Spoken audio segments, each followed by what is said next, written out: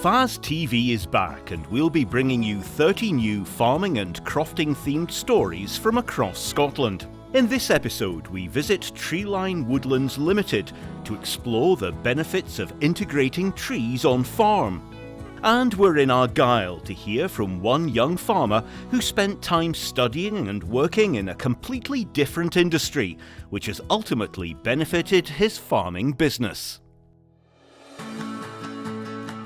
For Scottish farmers, integrating forestry into their business offers a multitude of benefits, but it's often overlooked by many within the agricultural and crofting sectors.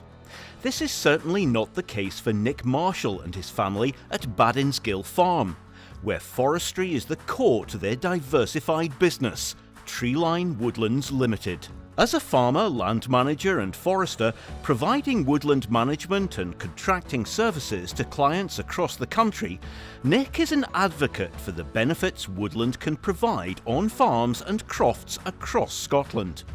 So Treeline was a farm diversification started by my dad in 1991. So it's been going just over 30 years. It started off as a woodland management and contracting service. So focusing on woodland establishment, planting trees. Having worked for bigger forestry companies, forestry management companies, my dad wanted to do something different and provide a slightly more bespoke service geared towards farmers. I think farm forestry can be a little bit different from large-scale commercial forestry. So that's more where we aim at. I joined the business full-time about 10 years ago and set up a harvesting arm. So we concentrate on the thinning of woods and the maintenance of mature woods, including clear felling and restocking. So we cover the whole process right through from consulting, planning, grant applications, sourcing materials, getting the work on the ground done, planting the trees, through to ongoing maintenance, spraying, weeding, make sure the trees get a strong start. And then once the trees are old enough to be thinned, we provide a thinning service and clear felling. So we're trying to provide farmers with the full service from start to finish. Nick has found that the benefits of integrating trees on farm are significant and not limited to the selling of timber. I think there's many benefits of trees on farms, crofts, in the landscape. In my opinion, integrating forestry and trees into the landscape can provide many benefits, and while it's so strongly supported by especially the Scottish Government, but by many other things, it's a great time to think about trees and think about trees and forestry as an opportunity. As I said before, on this farm, the trees provide shelter for the livestock, which is great. By planting trees, you generally get your new fences supported with grant aid. So you can plant trees in places where you maybe need better fencing, where you've got problems with livestock escaping. So you design the woodland to keep the sheep where you want it to. The forestry can give an additional income stream.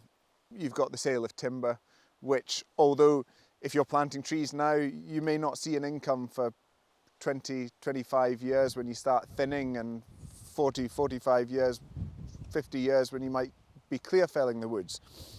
So you've got that difficulty of lack of income in the intervening period. But if you integrate it with your farming enterprise, the farming enterprise should benefit in all of those years. You've also got the many, wider benefits of improved landscape, better biodiversity, flood prevention, carbon sequestration, all the buzzwords that so many people talk about at the moment. And with all those buzzwords, you tie it together and talk about natural capital, you're seeing very real increases in capital value of land holdings which integrate trees. And I don't think that should be shied away from. Nick is a believer in taking a holistic approach to planting trees and actively looks for ways that forestry can complement the livestock side of his business. Look at areas of land on your farm which are maybe not performing well from an agricultural point of view, areas which could do with more shelter, and try and plant there. Don't just plant the wettest, steepest bits, because then you don't get some of the other benefits. Think of your trees as a crop. Your livestock, your crops, you manage, you maintain to get the most out of them. And if you can think of trees in the same way, then you'll maximise your benefit from them. If you put them in a steep or wet corner of the farm, plant them and then not think about them for 40 years, you're not going to get much out of them at the end. So try and think about the bigger picture. Try and think of what you want to achieve on your farm, what your agricultural aims are, and how you can use planting trees to reach those aims or to improve your other farming practices. Nick has found success with this enterprise and has some suggestions for those who may remain sceptical about integrating trees on their farm or croft. I think there are many things that stop farmers from going into forestry.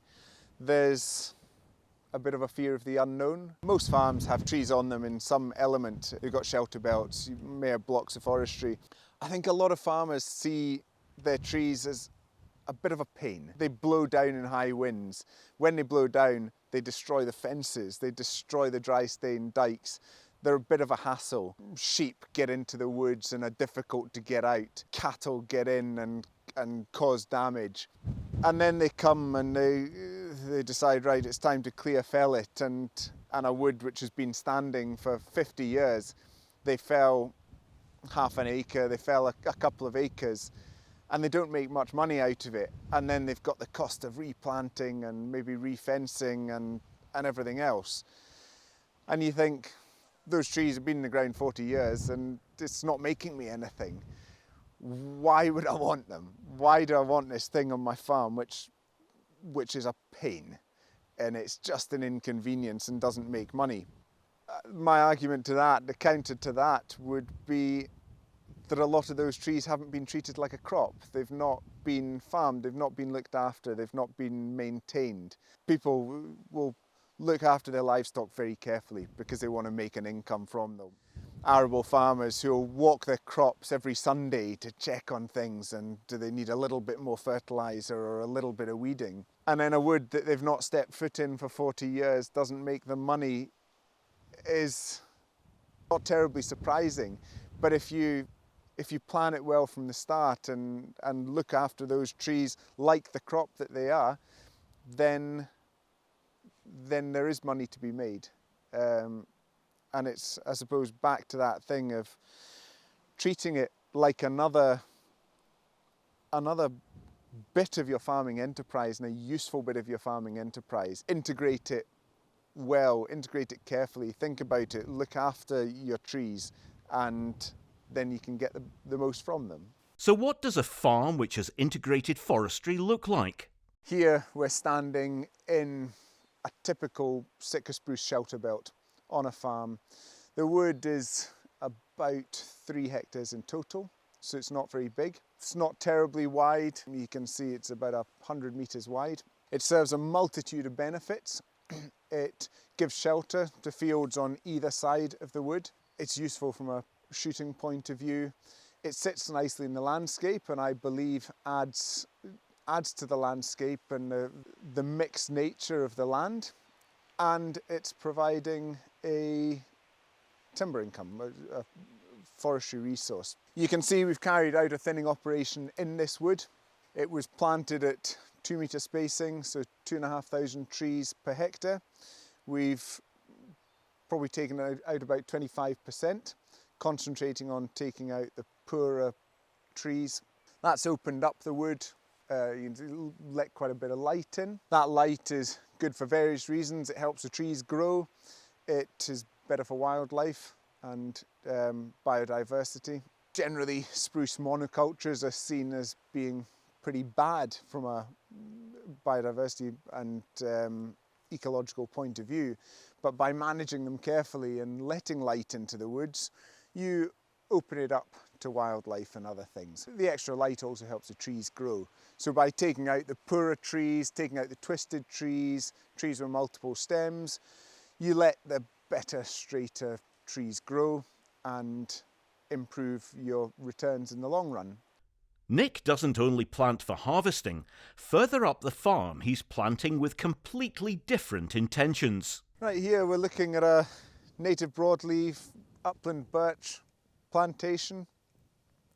It's a gully which we've fenced off and planted the birch up the watercourse. It serves a number of purposes. It's good for biodiversity, ecology, gives a bit of a wildlife corridor, and should help with flood mitigation in due course as the trees help to slow down water flow into the watercourse. This sort of planting is also pretty attractive from a carbon sequestration point of view, and going forward possibly also for selling biodiversity credits as well as carbon credits. If you can sell credits like this from the woods, then it's a way of getting continuous income from your woods. Rather than having to wait till harvest, you can sell carbon credits up front, or you can sell them as you go. There's a number of ways of selling carbon credits. The other benefit is by planting the trees, you get help with paying for new fences, so you can use those new fences to aid the management of your livestock. It sits nicely in the landscape. I think it gives an attractive area of the hill, yeah, with hopefully many benefits. Trees like this are not going to give much return from timber in the long term, so you've got to look at everything else it brings and natural capital improvements that it can bring to your farm. So what does Nick think the future looks like for farmers working with forestry? Going forwards, subsidies are changing. We're already seeing it down south. It's not hit in Scotland yet. I think there will probably be more public money for public good. They will be looking, the powers that be will be looking at farmers to manage the environment better, look after ecology and wildlife, and so planting areas like this can give shelter, but also give multiple benefits to the wider community, the wider landscape, and I think is seen as very positive in our modern society. On the Kintyre Peninsula in Argyll, there are over 25 dairy farms, and today we're visiting Clough Farm, which milks 165 pedigree Ayrshire cows. I'm Robin Barr, I'm 30 years old, and I farm here at Clough Farm in Kintyre. Prior to returning to the family farm in 2020, Robin spent time away studying and working in a different industry. So I went to Strathclyde University to study structural engineering. It wasn't maybe my first choice to go away to university. I would have quite happily stayed at home and worked on the farm upon leaving the school, but at that time farming maybe wasn't in the best situation. It wasn't maybe the most lucrative of businesses to go into. My dad and my uncle, and we also have a fellow Duncan Black that's worked with us in the farm here for over 40 years. So at that point, the three of them at home, there wasn't really much room for me to come home as well. So my family encouraged me to go away and get a degree and get my education when I'd done all right at the school.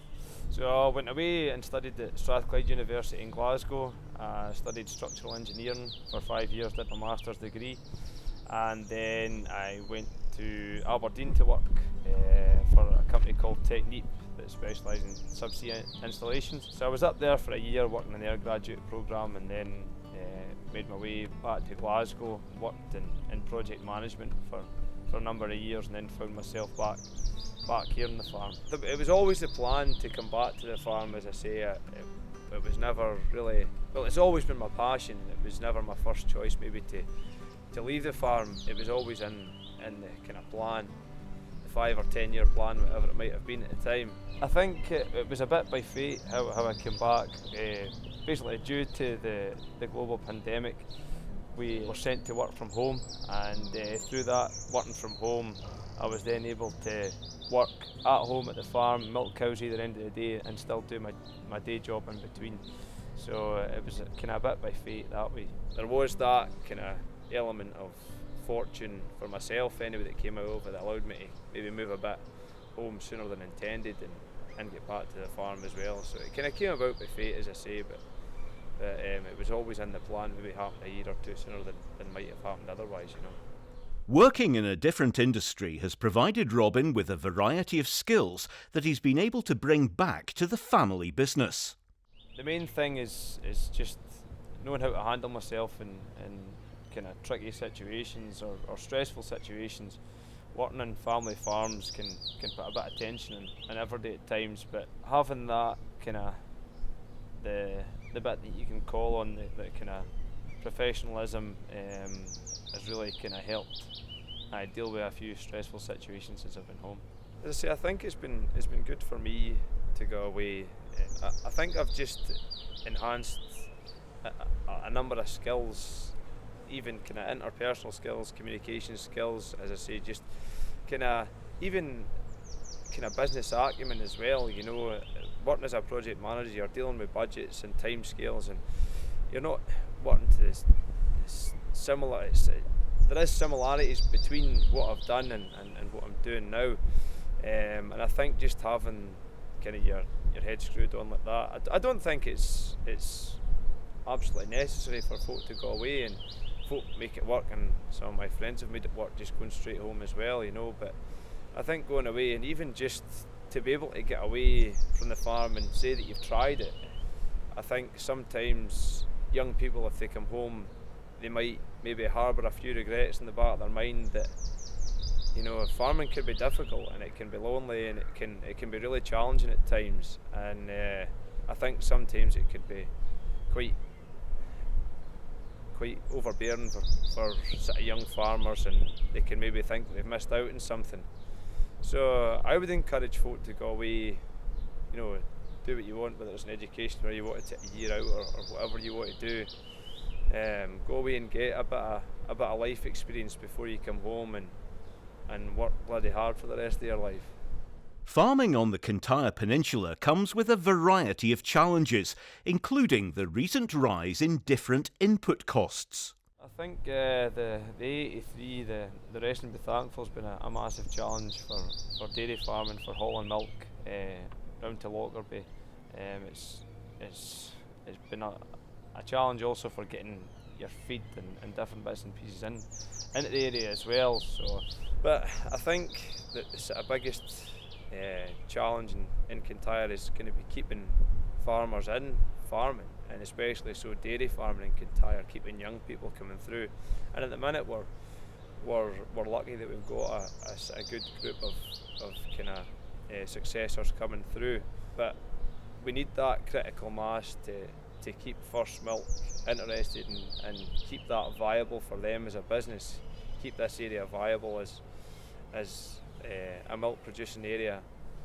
Obviously we had the creamery in Campbelltown and it's now gone, and First Milk are hauling all our milk up the road without a surcharge on it at the minute, but if the milk starts to fall and it becomes less profitable for First Milk, it's going to be more and more difficult for them not to impose any charges on the farmers, and once that starts to come into play, it maybe kind of deters folk from going into the business or carrying on if it doesn't become as viable for the farmers, you know.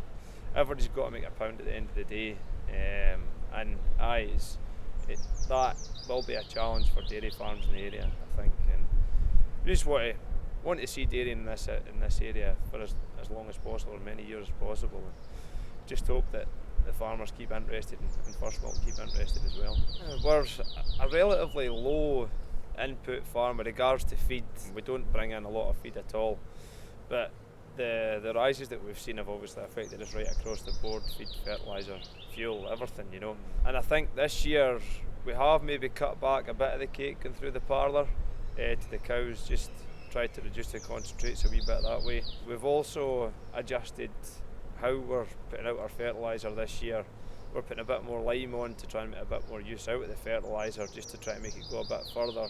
So we're going to wait and see how that goes. The grass seems to be coming on all right at the minute, but at the end of the day, I think it's the man upstairs that's got a lot to do with how much grass you get in and how dry it is in the pit as well. But as I say, we're not really a massive input farm, so we're just trying to do what we do, but maybe just tighten our belts here and there, but not making any great waves in that respect either. But just try to make the small changes and take advice where we can get it as well, you know. We're not experts at everything by any matter, I mean, you know, so whatever advice we can take and wherever we can get it, we'll take that, you know. So what does the future look like at Clough Farm?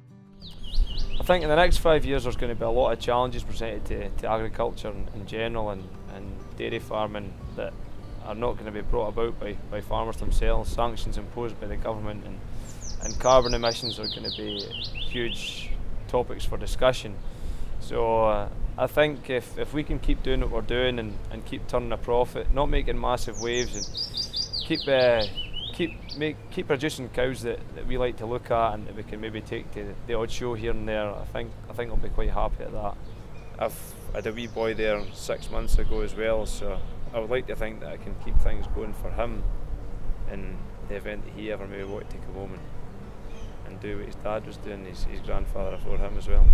So what advice does Robin have? So I think I went away and I didn't come home straight to the farm, as you've kind of touched on, and I think that was definitely a good thing for me to do, and I would encourage other people to go and get that bit of life experience. My granny said to me before she passed that never to leave it too late to go and see the world, so I think I've not seen it all yet, but I think maybe once Robin's a bit older we might manage to nip away a few places and make sure we see a bit of the place. We don't want to be tied to home, and that's why we do keep things simple so we can get away as well. So I think see a bit more of the world, but never have any regrets, you know. We're in mid-June, and after a period of really warm weather over the Jubilee weekend, we're back to being overcast and showery. In recent weeks we've had lots of diagnoses of tick-borne disease, both in cattle and sheep. So in cattle we've seen an outbreak of babesiosis. This is a parasite that's carried by ticks and can cause anemia in cattle. So affected cattle often will pass red urine, or they might even just be found dead. In sheep we've also had diagnoses of tick-borne disease, with several cases of louping ill diagnosed recently.